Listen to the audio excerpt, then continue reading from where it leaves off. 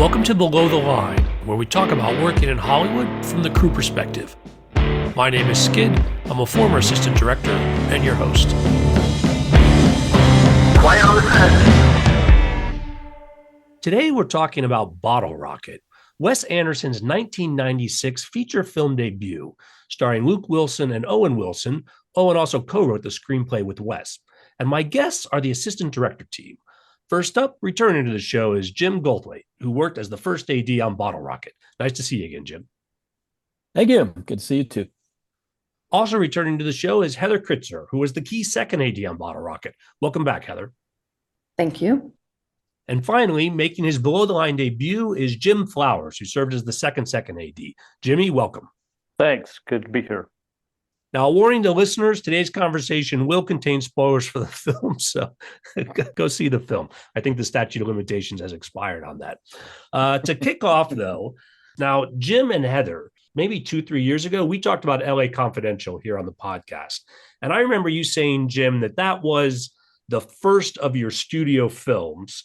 That came out in 97. This came out a little bit before. Give me a context of what this was as far as your career and how all of you guys got involved with Wes. I got involved because of our line producer, Ray Zimmerman. Ray and I worked together on some independent films before this.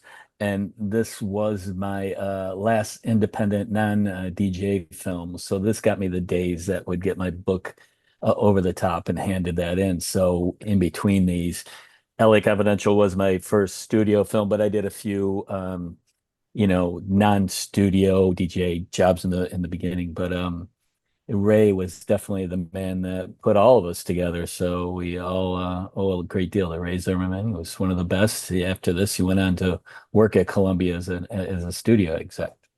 I came on board, obviously, the same way I came on board to LA Confidential through Jim Goldthwait, called to bring me on. And it was super exciting to go on location in Texas. And yeah, it was an adventure that one would be super excited to go jump into. So I drove myself out to Texas. Now, Jimmy, did you know these guys before, or were you local to Texas? And how did you No, well, it was actually kind of crazy. I was going back to Texas because I grew up in Fort Worth, but next to Dallas, but we called it East Fort Worth, Dallas. But anyway, no, I'd actually met Jim, and Jim was a great mentor for me. Jim and I met on a film called Frank and Jesse. It was a Western with Bill Paxton and Rob Lowe shooting in Arkansas. And I was working as a production assistant on it. And Jim, refresh my memory, was Jeff, I can't remember his last name. Schiffman, yes. The original first and second got fired off of that film, and I was already working on it. And Jim came in as the key second on that film, and that's how we met. And then Jim was a great mentor for me because after that film ended, he said, well, if you want to come out to LA, I'll try to get you onto some films out there. And so then we worked on True Crime, Alicia Silverstone's first film. And then Bottle Rocket came up. So I went back to Texas to work on that. And then I also worked later on. I also worked on LA Confidential with Jim and Heather. I was a production assistant on that. Jim was very instrumental in helping me get my days to get into the guild, and I've always been grateful about that. So he was a great early mentor. So it was great fun I've already worked with him and then go back to Texas. It's great. Now, for all of you, I'm curious about your first impressions of the project. Now, when we say it's a Wes Anderson film, I mean, it's practically a genre of its own. People know what to expect in some ways, and just the early elements of those are there in Bottle Rocket. It wasn't the first of his films I saw, but then went back and watched it after I got interested in his other work. What was it like to get this fresh and not have sort of the future knowledge of what he was going to become as a film director? For me, it was great because the backstory of this was that these guys created a short film that was at Sundance. I hadn't seen that, but once I was told about the project, they sent me a script and I read it, and I'm like, a little quirky, you know, what's going on. But then once I saw the short, it just went, oh my God, I know exactly what they're going to do, laugh out loud. And, you know, so it, like you said, it was Wes. It was 100% Wes. So I was all 100% in once I read the script and saw the short. So it was definitely not, you know, when you do independent little films, a lot of the scripts are very similar. I was like, oh, it's a great script. And you go, yeah, it's the exact same one I read last week, but the guy got killed a different way. You read this and it's totally different. You know, Yeah. there's nothing. When I was watching a behind the scenes recently, and Owen was talking about the Digman character, and I think he's totally true. There's no character like that even to this day. You know, I mean, it was totally unique, and to watch his emotions and everything go through it was a great experience. Now, for other folks who might not be familiar with the short, I found it on YouTube, It's also on Amazon Prime, by the way. where I think you can watch it without the YouTube interruptions. Although now I think Prime is interrupting stuff now as well. So depending on what level of payment you're doing. Right away, it was clear that Wes had a voice and a very specific like vision for this. And that was something that I was enrolled in right away with him, because he's such a unique person when you're engaging with him, and everything was so specific that I was like literally enthralled with him, because I think we all felt that the movie was going to be memorable and quite unique, and we were part of something that was special, which you don't always know when you're shooting. And the characters that the Owen brothers, and also Bob, when I was just rewatching it, the character of Bob is so fantastic. I mean, Mm-hmm. they were just superstars right out the gate to me. I knew they had the charisma and what it took to have a career, and I don't think any of us were surprised by their success at all.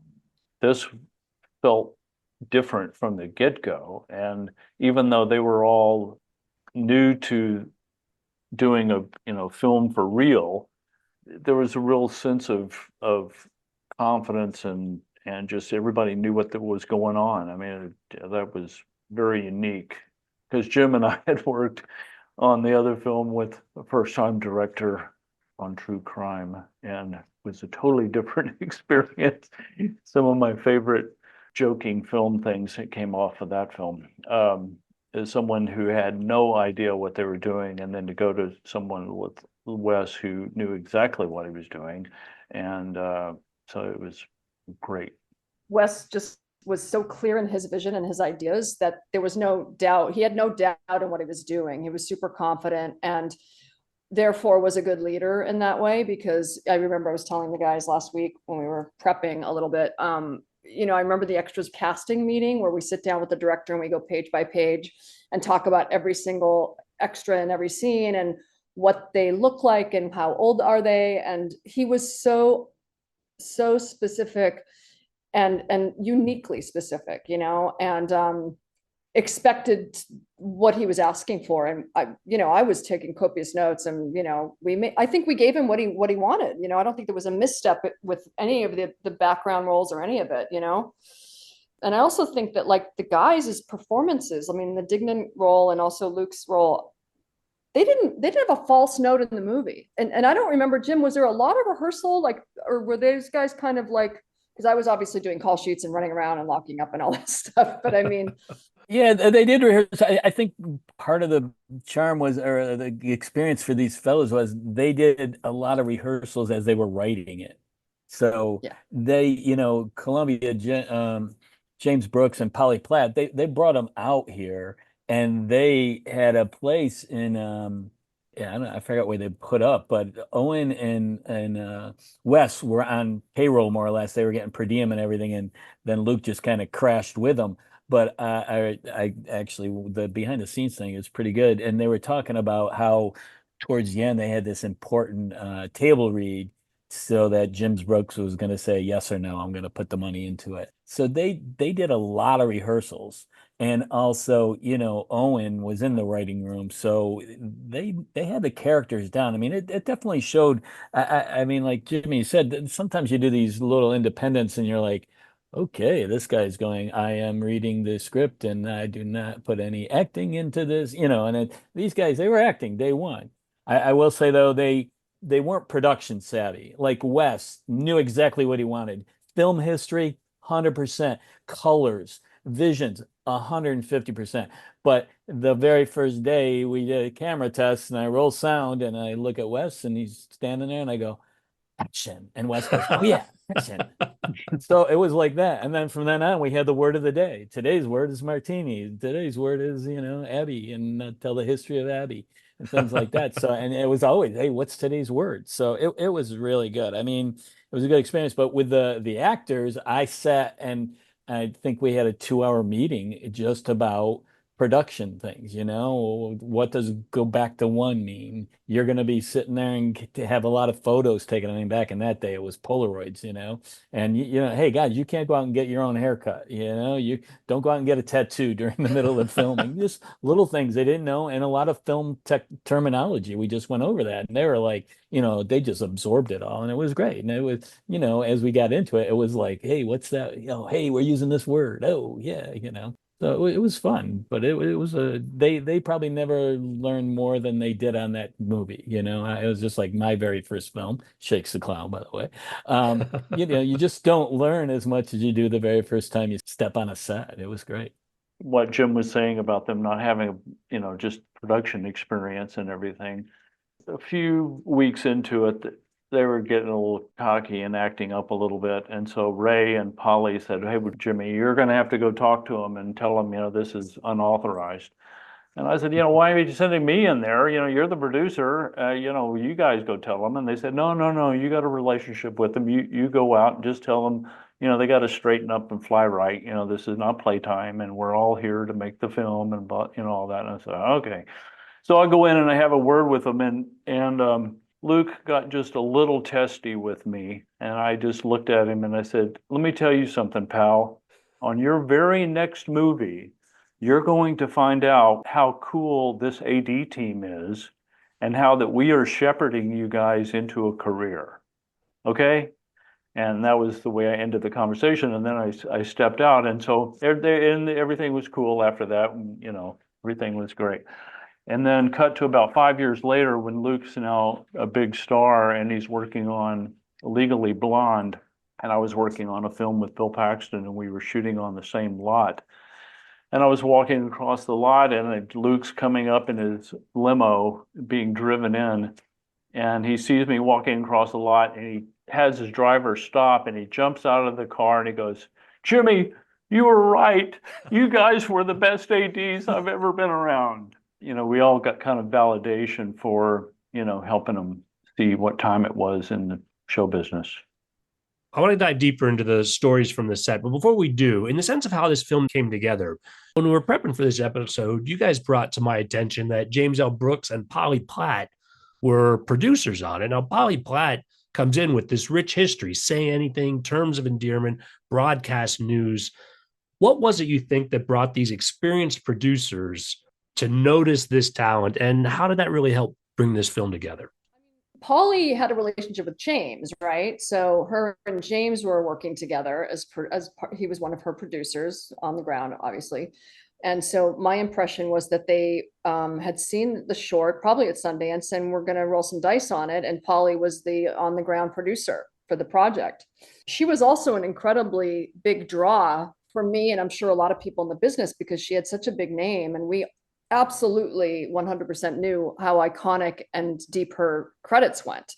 And she was a little intimidating in that manner. I remember early on in prep, we went out, some of the crew after work, me, the costume people, all went out with Polly and had drinks. And she was like, telling the stories and doing the whole Hollywood thing. And I was just, I never forgot that. Yeah, there's nothing like Polly Platt telling you Orson Welles stories on the set. It's like, oh my God, freaking Orson Welles. They lived together for a while. She definitely was the driving force. Her and Ray Zimmerman, the line producer, I can't say enough about. He made it happen, and Polly produced it. But from prepping for this, I listened to more making of documentaries, etc. And the boys could not talk about Jim Brooks enough. I mean, they said that he really taught them how to write a script, and obviously we know his scripts are amazing, and he's the one that told them how to make, Luke's character the one that everybody fell in love with and, had the empathy for, and how quirky Bignan was. But James was the one that, James L, as we call him, he was the one that drove the script. Now, when we shot, Polly was the one that was on set, and Brooks was back in LA working on his other wonderful things. But he definitely was the guy. And we had to do some additional photography at the end because they cut out a bunch, and now all of a sudden it was short, and they had to do a new beginning. And James L came to those. His famous words are pretty great. So if like we cut and he thought it was good, he goes, "That's pretty great." I always remember that term. Whenever I hear it anywhere, I'm like, "That's James L. Brooks." But I think there was definitely in my head three people at the top that made it happen. They worked together obviously, but I think they each had really good, strong points and presence. That James worked on the script, Polly was on the set and worked at the producer level, and Ray made it all happen. He brought us all together. For a little independent film, we had 40 days, which was amazing. I mean, usually we were all used to doing stuff in half that time. So there was a luxury there, but there was also, we did it right. I mean, I was watching some of it today in the commentary with Wes and Owen, and they were talking about how beautiful the light was. It was like, well, we really tried to shoot certain scenes at magic hour. It almost looks like the whole movie took place at magic hour. Obviously, Bob Yeoman, the DP, he was amazing. He's one of the greatest human beings to begin with, let alone great director of photography. He just really made it happen. I was just going to add to Bob Yeoman. Here's another quirky character, very unique, very artistic, but also incredibly fun. I can't remember a set that was so fun. And obviously the key second comes in sometimes during the lighting setups because the first's got to go into the bathroom or whatever. So, Bob was super fun in those in between moments because he would always sing a song while he was lighting. He would whistle and sing a little song, like a little ditty. He was just really funny guy, and he made the set a really great environment to be a part of. Indeed. And do you know anything about how they came together? Because he has done a bunch of Wes's other films. I can't say if it's all of them or not, but has it straight through? All of them. All of them. Yeah. But this was obviously their intro in film. Did they have a relationship before, or this film is just what forged it? This was the beginning. I'm not sure how they got together. I know that Wes loved the fact that Yeoman had worked with Billy Friedkin before, and if he wanted to get something, I go, well, Billy would have done that, or something like that. And Wes was like, oh, okay, so. Well, you guys talked about the challenges, and obviously it all worked out, but certainly give me more insights in those first couple of weeks when clearly Wes, the Owen brothers, some of the other folks that they brought in do not have the experience and are learning. That's got to be stressful for a team of ADs. Yeah, I mean, it was the first or second day. It rained all day. It's like, what do we do? Oh, well, let's go to the house instead of jumping outside in the yard. So that's the beauty, though, that we came from the world that you don't just add another day. You got to figure out how to get this done in the days allotted. But it definitely had its challenges. I mean, yeah, sure, they don't know the beginning. Some of the crew wasn't as experienced, although it was a very good crew. But it was. I think the good thing was that they were pretty much open. They also knew when to stick to their guns when they really needed to. Sometimes we'd go, okay, these crazy kids, we thought they were just little kids, even though we were kids, the newbies, but they knew their stuff. I mean, Wes, I cannot say enough. He knew what he wanted, and it's the visual. The light would go on your head when Wes would tell you things. But then in the other regard, it's like he like would set up these shots, and it's like, okay, steady cam up the narrow hallway, and we're gonna go into this room and that room and that room, and it's like, okay, we can do that, but we can't do it a lot, and I literally one time I said, did you ever put one of those steady cams on, Wes? He goes, oh no. And so I had the guy hook it up and have him hold it and carry it. And I'll run up those stairs. He didn't do that, but it's like, then he started to realize I can't do 27 takes of a guy with a steady cam running up a narrow stairwell. I mean, yeah, they were new to it, but The great thing about it, which I think added to the ease in which we had shooting, was that they were very grounded. They didn't have a long career. They weren't sitting in their trailer waiting to be invited. They got dressed, they hung out with us.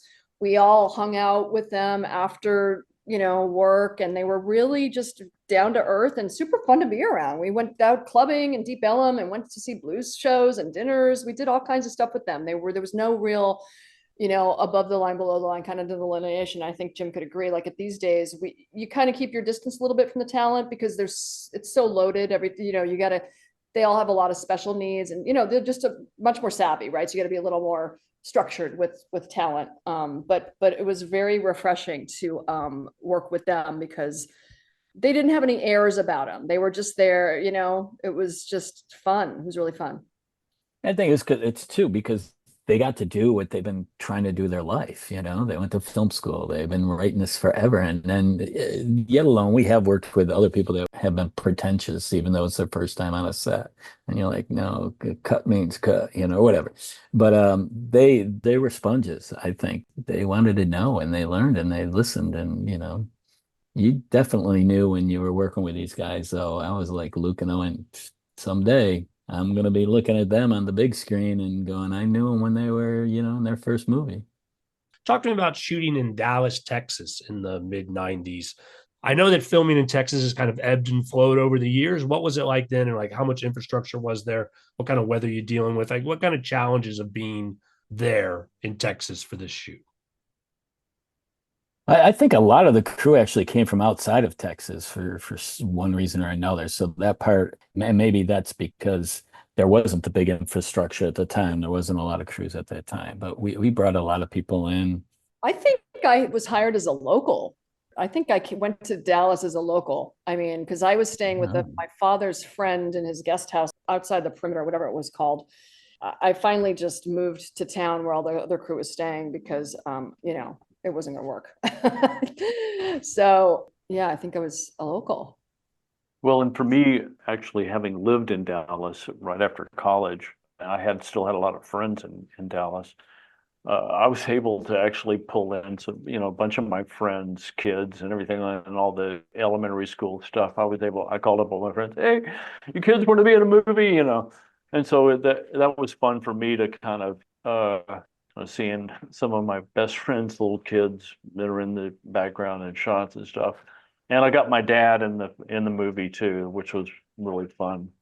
And the scene in the country club, wanted to have a bunch of well-dressed men in there. And so the day that we did that, I went over to Bob, and we had already placed all the extras in the scene.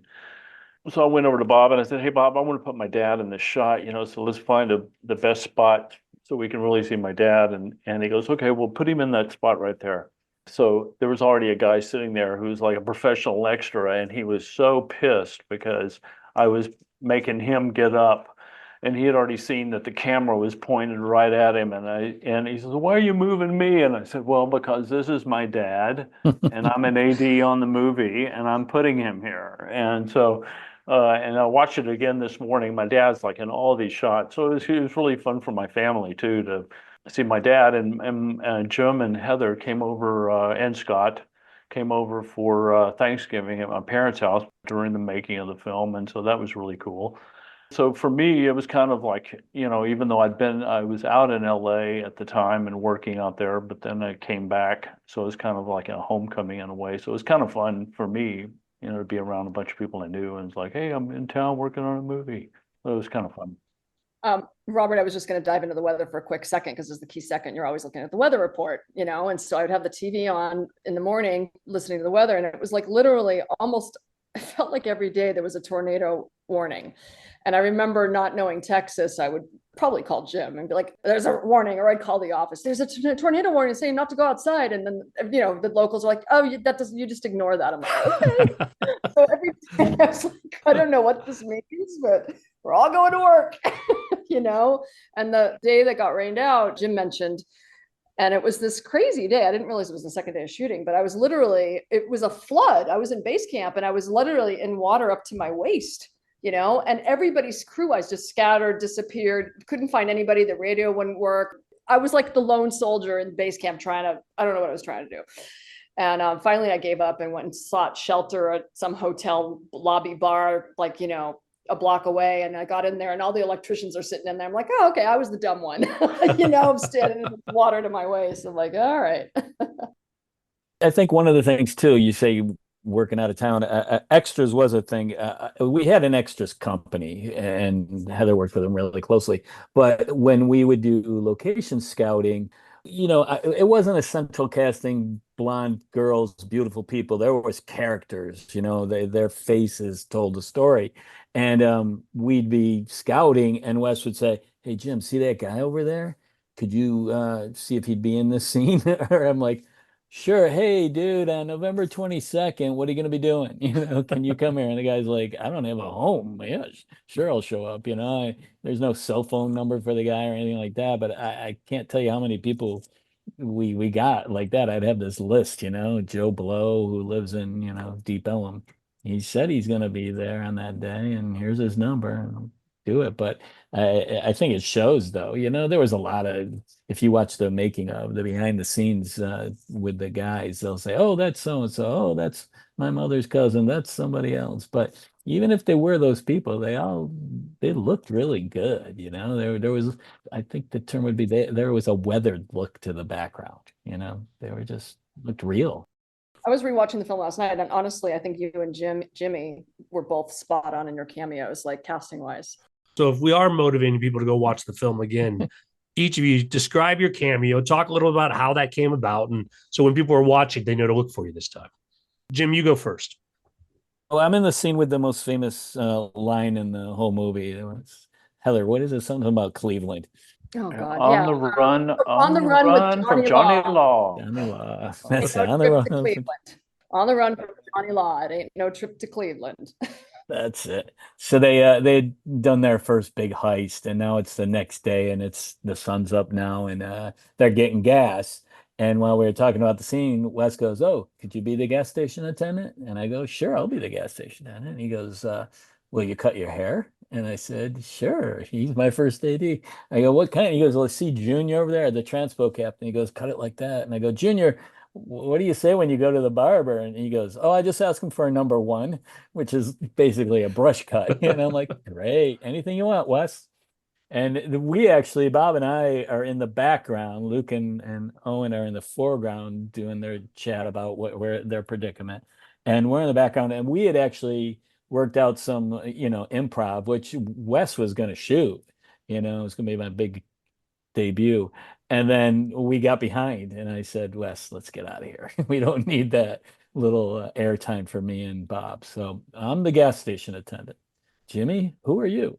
I'm at the fireworks stand, the guy operating the fireworks stand where they get the bottle rockets. And it was really fun when we did that because it was just improv, the whole thing. It was cut to music in the final film, but when we were shooting, it was really fun because, I was going, "Well, you need one of these right here. This is a great thing." That scene was shot a little differently than the rest of the film because it looks like it was all handheld. He was kind of whip panning through. Yeah. So it was cool. I was almost a little disappointed when they cut it to music because I was like, man, there was all this great, back and forth with all of us. We were just all yakking back and forth, Owen and I and Bob and everything. But hey, I still made the cut. So. And Jimmy, you've got a bunch of acting credits on your IMDb page. Is this the proto of your interest in that, or did you bring that to your cameo in Bottle Rocket? Well, I started out actually in high school. I went to high school with Bill Paxton, and Bill and I were really good friends. And I was studying acting high school and college, but I also was getting a film degree and started working production.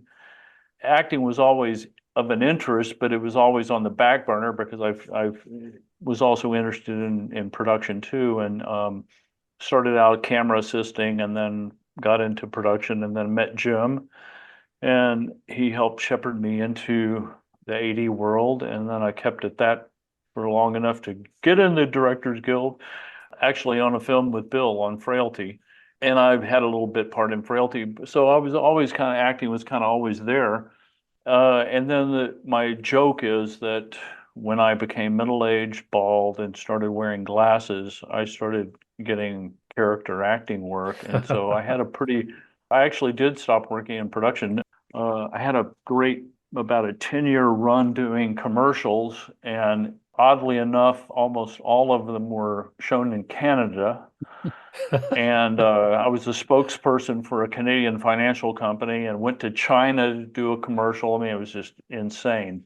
And then I've done, a number of films here and there, but I have to be very careful whenever I do work as an actor, because I always have likened that I'm a better actor because I worked production and worked as an AD. And so every time I do work as an actor, production loves me because I'm on time, I'm ready to go, I'm not a pain in the ass. I know the drill, although I don't walk around going, hey, I'm in the, because that makes people nervous. But it's also made me a better actor because I do know what's going on and I come prepared and I jump in and I'm ready to go. And I get it in one or two takes and go, yeah, time to go to lunch. See ya, bye. Any other notable cameos we should watch for? Heather, did you manage to carve out enough time to ever get on the other side of camera? Not on that one. Yeah, David Wasco, the production designer, played the soccer coach. In the bus scene, that's a good one. Scott Peterson's the script writer is clearly in the back, like 2-3 rows behind the guys. And actually right behind Luke is Wes. You can see the top of his head because he's looking down at a monitor, but he's literally in the row right behind him. Just you see his head, all the time. Yeah, Jim, I watched that scene again this morning when you said that. And I noticed that off to the right is one of the electric guys was on the bus too. He's just sitting there and he's like looking at the camera the whole time. Yeah, Shot. the It was mixer hilarious. obviously was there. He was mixing, he just sat in a seat. You didn't see, back in those days, there was a Nagra for you young folks. That's before digital sound. We just all got on the bus, shoot it. Jim, do you remember what cameras we shot on by chance? What's that? What did we shoot on camera-wise? Do you remember? No, I don't remember. I have to ask Johnny Boccaccio, the fastest first AC in the world. Man, that guy was amazing. I mean, he literally was as fast changing film as they change cards nowadays. I mean, I was like, you're done. I used to use that as a little breather. Okay, changing the mag, and he was literally the fastest guy ever. He was also a great guy. Yeah, really great. There was only one person on that crew that was a curmudgeon, and he will remain nameless. But everybody was really like pretty cool. It was pretty amazing, right? Hey, well, the curmudgeon didn't wind up finishing the movie though, right? Yeah, that's true. So Speaking of the electricians, one of the electricians has become a production executive at Fox Disney. So it's funny to remember him back dragging the 4-aughter. was that Jeff? Yeah, Jeff. He is. He's at Disney Fox is what the production exec. He's been there for a long time. Yeah. Well, I wouldn't say that didn't really surprise me. He was a sharp kid back then, I remember. Yeah. And fun. Yeah.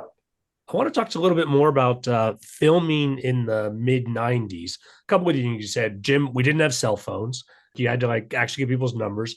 And then Heather, you sent me over some of the call sheets and they're handwritten, which I think is incomprehensible, even by the time I was working in the 2000s, that we were already moving to computers. But the amount of time it takes to do a handwritten call sheet every day. Talk to me a little bit about how the challenges that we've forgotten about, but that talking about this film brings back.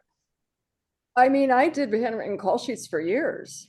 It was always a mechanical pencil because they were a really sharp tip, right? And it had the eraser. And I was really caught. I mean, it was funny to look at those call sheets because my handwriting, it's just reminds me of that whole thing. And I was always just trying to impress Jim Goldthwait. Honestly, I just wanted to do well for Jim, because Jim is very, very good at his job. And my whole goal was to make him happy and make him look good. So yeah, it was always, and also because when I started working with Jim, I was a second. So, and he was the key second. So obviously I was following his whole system of how he did the job and emulated the way that he worked because I respected him so much and still respect him. So, but yeah, it was all about writing perfectly. So the call sheet looked great, You guys both had amazing penmanship. And I'm sure a lot of people appreciate it because back in those days, you'd be like, what the hell is this word? And that was one of the best things when we went digital. And also I was looking at the call sheets. There's a lot of just stamps, add 1/2 hour. Nowadays they just wait till wrap and then they put out the 6 o'clock one or put out the 6:30 one. You make two and you just send the one you like. Back then, and then Heather, I mean, just Xeroxing the call sheet. What did we do back then? Did we? Well, I don't even think we had one, did we? Or yeah, of course remember we the did. Kinkos? We was always sending transpo to Kinkos, and Yeah. I mean, this happened for years, right? You'd talk, and I always wanted to talk to the guy taking the call sheet to Kinkos. It was always like stressed out, right? Because it's like, whatever, martini or what. I don't even think we did prelims back then, Jim. There were no prelims, no. So you'd give the call sheet to the transpo guy, and then you would just be like on pins and needles waiting to like get it back. Because there were no phones at that time. And then, as the years progressed, obviously, then now there's phones and you're like standing next to the captain going, where is he? Have you talked to him? Is he Xeroxing? Is it going through the Xeroxing machine? It was always just a panic, Yeah, then they call and say, oh, the place is closed.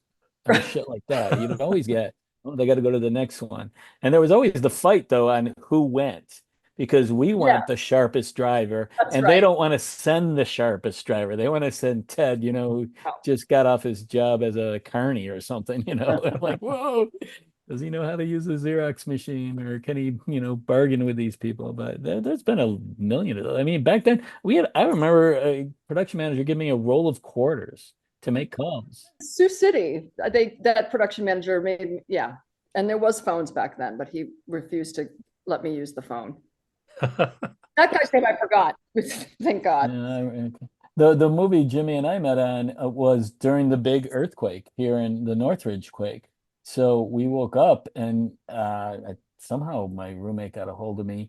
And then we had two of those long phones, those big block phones, basically. And I just went on set and said, here they are. And just use it and be quick as you can and get it to another crew member. And, for the next 2 hours, you always see a crew member walking off, calling his wife and calling, whoever, making sure everything was okay. Yeah, it was always one phone. Everybody had to come to one person with the phone. That was crazy. Did you hear about the earthquake? Like, oh my God, what? Nowadays everybody hears about it because we all got that computer in our hand.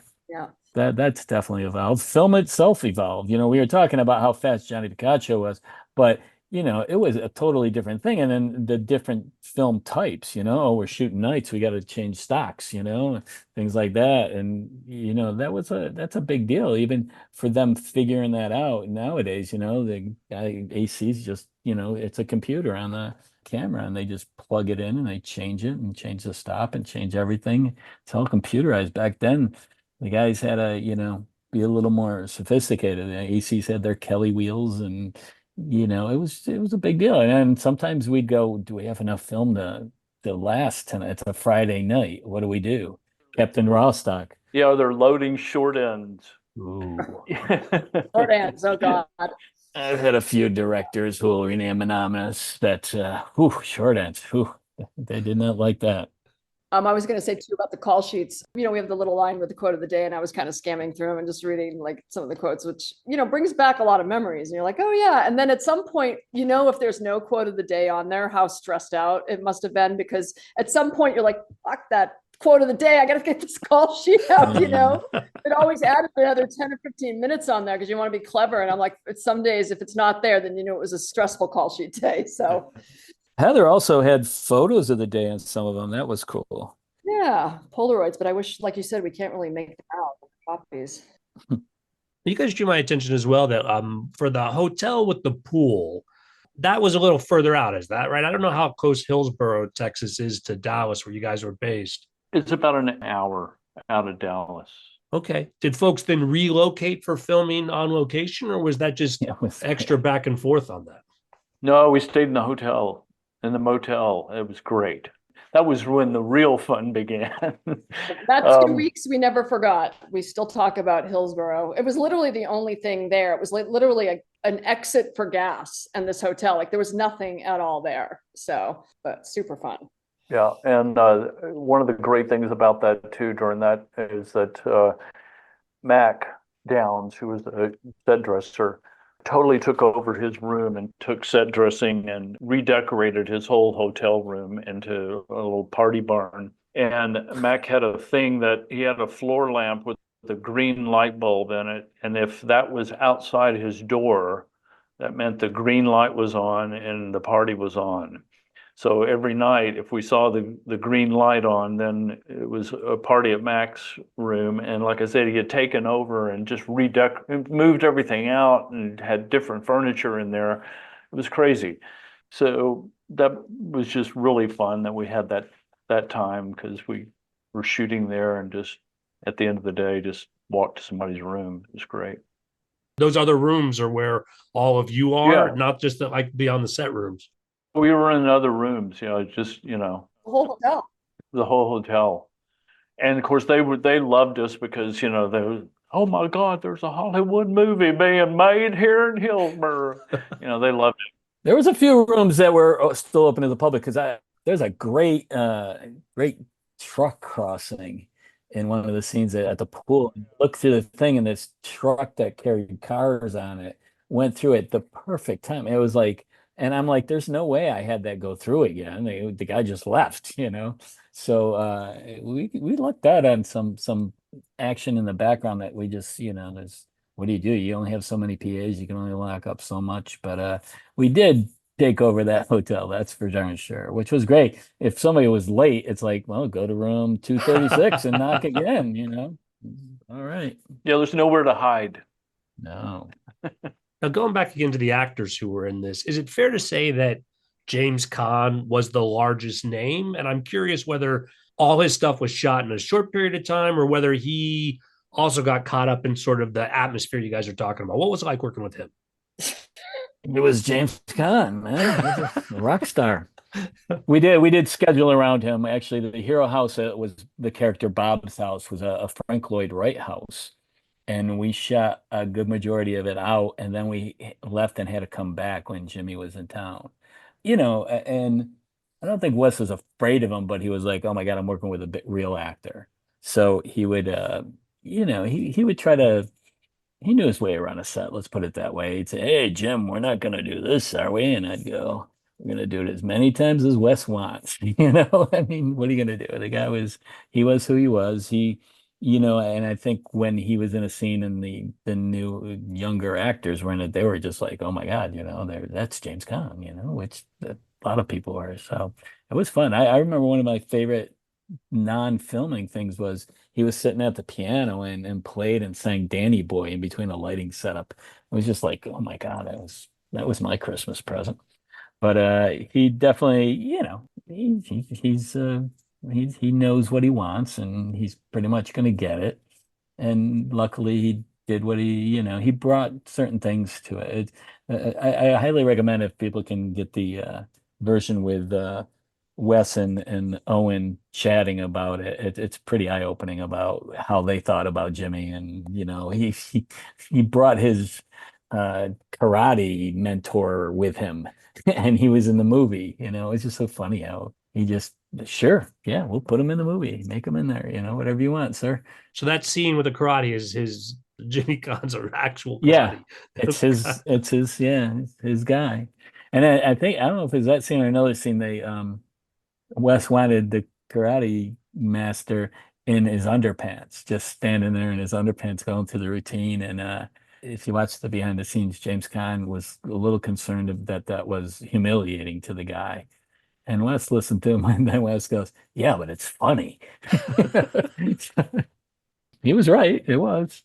I think also one of our favorite characters, his first movie was Kumar, who was literally amazing. And if people don't know any of his backstory, I mean, there's footage of him on the Ed Sullivan show spinning plates, going all down the line and everything. I guess he was like an acrobat too. I mean, he was amazing and probably one of the sweetest guys in the world. But he was also a guy you'd have to, okay, when we say action, you start talking or whatever, stand on this mark here, So those were things that maybe we lost a take or two a day because we'd have to just go back and really explain, it's important for you to be here so we can get focus and your face will look good and you won't be blurry. And, especially some of the day players that were, friends, et cetera. And we'd have to have boot camp a little more often. I think maybe we even brought them in early and Jimmy would go over film terms with them so they weren't totally lost when they got there. Yeah. But I think though I think part of the naivete of Kumar is also what made his performance so great. In a way, he's just sort of detached from reality. He was funny all the time. Like he was just naturally funny. And I just remember hanging with him I don't know where, somewhere on set, but he was very approachable and genuine and just really funny. And he actually ran a yoga studio, ironically. And somehow Jim and I ended up at his yoga studio on a weekend. And we were the only two people in the class. He did like a private class for Jim and I. I think I mean, maybe I'd heard the word yoga. I mean, this was 93, 94. And yeah, we took a yoga class and we have pictures with Kumar. I think I sent those to you. Very, very, it's a great memory, Yeah, he beat me up, man. I thought we were going to do some stretching. He was like, I was like, what? Yeah, he had us on one foot and, arm in the air. I mean, I've never done yoga before. So, and it kind of was almost hot yoga, wasn't it? I mean, or I sweated my pants off. Maybe that was why I thought it was hot yoga. He was great. Good guy. He's so sweet. But Jimmy hit it. There's scenes in the robbery where he's like confused and didn't know where to go. And there was no acting involved there. He was just literally like, oh, where do I go? Tell me what to do. But he makes a remark in there too. And it's very funny. That's what made his performance so great to me in a way.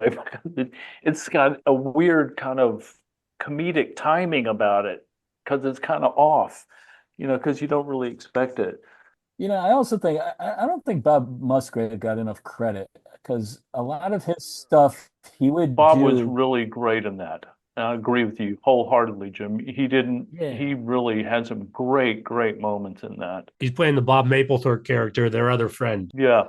He was very natural and he's very genuine on screen. Like when you watch his performance, he's just a natural, He's also nonverbal acting, like he'll trip and fall in the background. You're like, Bob thought about that. He's running through there and he knew he was going to fall, but I don't think any of us knew that was going to happen. And he just would do little nuances that, he really cared about his character and it shows through on the screen. It was great. Wasn't he a musician in real life? Wasn't he? Yeah. A really good blues guitar player. Wow. Yeah, very good. Yeah, he should have continued on performing. I don't know I didn't track his career. Well, I think, it's show business. It's a tough racket, boys and girls.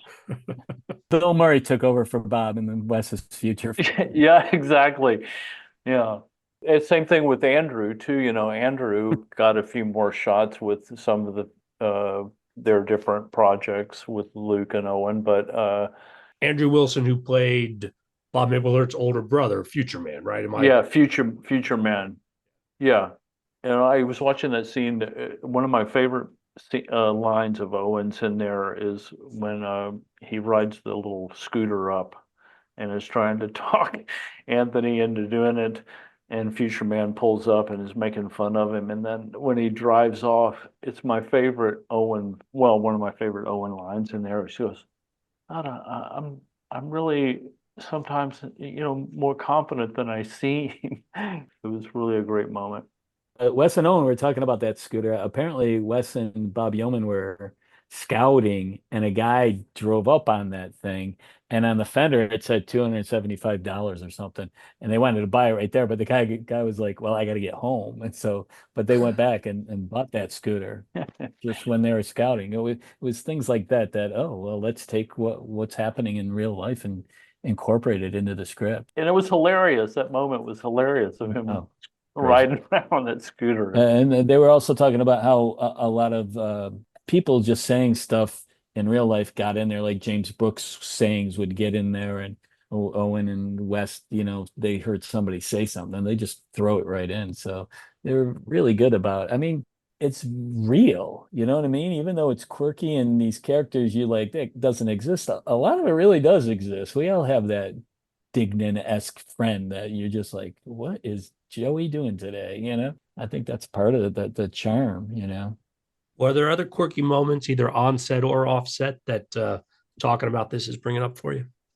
Tell about this shirt, the shirt that What Heather's talking about, there was a scene at the hotel, and Stignan's talking to one of the other housekeepers, and at the end she throws a drink on him, which I learned another thing in the behind the scenes. I guess they just went to me and said, we want to do this, or Owen wasn't in on it.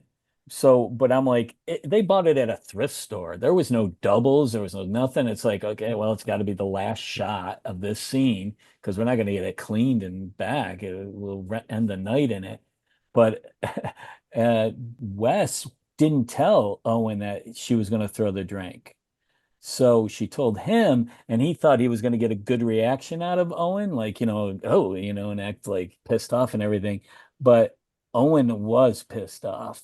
So she threw it, and he said, "Who told you to do that?" And then she goes, and she pointed to Wes, and Wes is like behind the scenes going, "Yeah, it didn't quite come out the way I thought it was going to motivate you in your performance." So I was like, "Okay, that's it. That's a rep. Let's go home. No more shirts." just to add to that because it was a very unique shirt, obviously, but also there's all of that scattered through the whole film. Like, Dignan carrying the TWA bag is so specific, but super quirky and just totally works. Like everything that is so unique in there, all these little flourish details are so specific, but they all are part of the story, like of these people, they really sell these people, I mean, even the way Bob was dressed in this sort of like black suit with the collar up, and it didn't look like a costume. It looked like what he should have been wearing. All of it looks really organic to me now that I'm looking at it again. Also, Lumi was only spoke Spanish, right? She didn't speak English, that actress, when we had No, her. she didn't. Yeah, because yeah, I was having a little problems communicating with her from time to time. But she was a sweetheart, really a sweet and great actress. Well, I want to go out on a limb, and you guys tell me if it's true, though, that being small film like this, as you said, indie film, but where everybody's rowing in the same direction, it gives you room to do these sort of things. It sounds like the size of the crew and the production, it was just in a very sweet spot. You've got room to do these other elements. And I'm curious if that was just sort of the energy there as well, or was it lightning in a bottle? I think it was, like you said, we came from the independent world, and this was a little bit more budget than most our films. Most our films were in $1-2 million.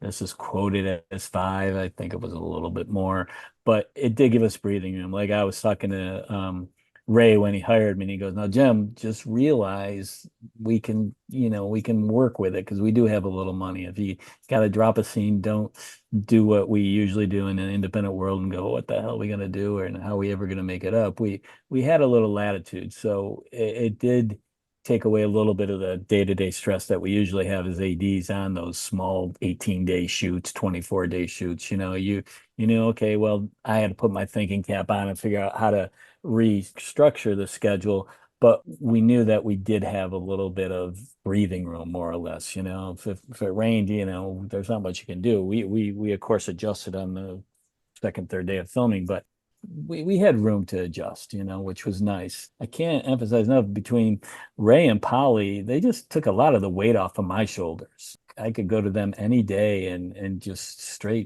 here's the straight poop, and they would come up with a way to get out of it, or we would brainstorm. It was really collaborative. I mean, you do that every show, but I felt like they were really on my team, or on my side, as opposed to, oh shit, the producer's gonna, because I spent $20. I remember one day I did a low budget movie, and I forgot one actor I didn't break them for lunch, and they got, I don't know, $50 in meal penalties, and I $1 day that day and gave the producer the money because they were such a jerk to me about one freaking meal penalty. These guys weren't that. They got it. And everybody believed in what we were making, which was, it's nice. It is kind of rare. It's getting worse nowadays because everybody's just trying to make a product as opposed to, something you can be proud of. Well, I think that's true. I mean, and we all agreed that it was one of the most fun and creative films that all of us have ever worked on. It's certainly one of the top of my list. But it was also because of the atmosphere that Polly and Ray and Jim, created that. I hadn't felt this on too many films where there was really a sense of collaboration and everybody, pulling together. And I've always felt like that this can be duplicated if you do things right. And that was one of the things that I felt was really important about this film, is that, you can have fun doing this and still and come up with something that's really great and creative. You don't have to beat people over the head all the time. And when you're doing something that everyone feels a part of, then the end product is even better because there is this collective energy that's pushing it forward. Well, this was art, right? We were making art on this film, and that was clear to me, right? So, and they were also nurturing James, Polly, Ray were nurturing new talent, a new filmmaker, and they really believed in them, obviously. So I think that was part of the vibe too. It wasn't so much that Polly was the producer, but she was, yeah. And I mean, they were just supportive of the product, which obviously is evident in the fact they gave us 40 days to shoot that film, because they would never give a film like that 40 days now. Like, that's crazy. I can't even believe it was a 40-day shoot. I had forgotten. It's a generous schedule for the size of this film. And also the scenes weren't super, like, they weren't big, huge scope scenes, right? It was 2 or 3 character scenes. So I think that was a luxury that they set the shoot up like that. We're a couple of years shy of the 30th anniversary of this film's release. And at that time, everybody's going to be talking about their memories. Thank you guys for coming on here and doing this early. This was a lot of fun. You have given me a ton of materials that we're going to try and share. Check out our Facebook page. If not there, I'll have a link in the notes for this episode where we can see a lot of the call sheets and the script notes and other materials that you guys have saved over the years. On that note, we're going to call it a wrap. Great having you here. Thanks. Thank you. Pleasure. Listeners, let us know what you thought of the film. You'll find my contact info at our website, belowtheline1word.biz. That's B-I-Z. I'm going to go around, let folks know where they can watch your more recent work or what they should be watching for that you've got coming out next. Jim, why don't you kick us off? I'm currently working on my tan, and that's about it. But I just in the beginning of the year, I did season 3 of the Sex Lives of College Girls on HBO Max. It's coming out in November. Thanks, Jim. Heather, what have you been working on? As we all know, it's really slow right now, but I did do a Pee Wee Kirkland documentary about this famous basketball player, a legend in 2 games. So that was super fun. So it was a totally different format. And we traveled to LA, Atlanta, and New York. And I did a little bit of work for a photo unit on Forever television series. And yeah, that's all I got at the moment. Well, we're hoping things pick up. Jimmy, what have you been up to? Not much these days. I'm actually kind of working on writing a project that I've been researching for a number of years. And I still do a little bit of acting from time to time. And last year I did a Western with James Paxton and Malcolm McDowell. I just got a brief moment in the film playing a surly cowboy, but I get to tell Malcolm McDowell what time it is. So I got a good little laugh in the movie, and so it's a great little moment. Well, I know that the work situation in Hollywood is very serious, so not to make light of that at all. But if you guys find yourselves with more free time, you're welcome back here on the show. Love having you guys. Thank you. Thanks. Thank you. Cheers. Closing credits, thanks to Curtis Five for our music, John Wan for our logo, and to all our listeners, I appreciate you. The Below the Line logo is available on t-shirts, mugs, and stickers at redbubble.com. Please rate us wherever you get your podcasts, and most importantly, tell your friends. Thanks again from Below the Line. So, Jim, you mentioned earlier when you're talking about James L. Brooks giving advice on the writing, you talked about the opening scenes were added on to pad out the film. Is that to say that the escape sequence wasn't part of the original shooting, or were you referencing something else? No, that's it. The escape sequence was totally after they cut the film together, and originally it was just Owen and Luke walking down a street, and I forgot what they were chatting about, but for some reason they wanted more of a backstory to explain that Luke was in a mental facility, so they went back and did that. I think also it's because they cut out a lot of stuff. Like there's a lot taken out just before my scene. There is a chunk of the script was taken out, so they ended up with a fairly short movie. So they had to ad. So they did the breaking out and the bus trip. So And did all of you come It was back for an that, or after. did they just get another crew to do pickups? I was there. I don't remember Were you being there, guys? but I might have been on something else at that time. I was not. Just me all by myself. I shot the whole thing. Where was that, Jim? Where did they shoot the additional stuff? You know what? It was in Camarillo, which is now Channel Islands College. And it was a real mental facility at some point. But since then, they've renovated it and everything. And I don't, well, you've all watched it, obviously. The guy that's the professor, whatever, is Ned Dowd. He was one of the execs on the film. He was great, So, actually. yeah, good Maybe guy. he was And there. Might have been there. I think I'll those scenes see are if there's a really cross. important as far as setting the stuff. But yeah, the short starts with them walking on the street, but I think those scenes really do add a lot to it. So, hey, we're lucky it came Yeah. together. Established quite a bit, established all of Luke's character, and then also what a sweet, innocent human being he was. But also it established that he wanted to help his friends so bad that he fakes climbing out the window, I mean, it's like it just totally established him, and obviously caw that established Ignan right from the moment. The gates were open and he went running. So it was great.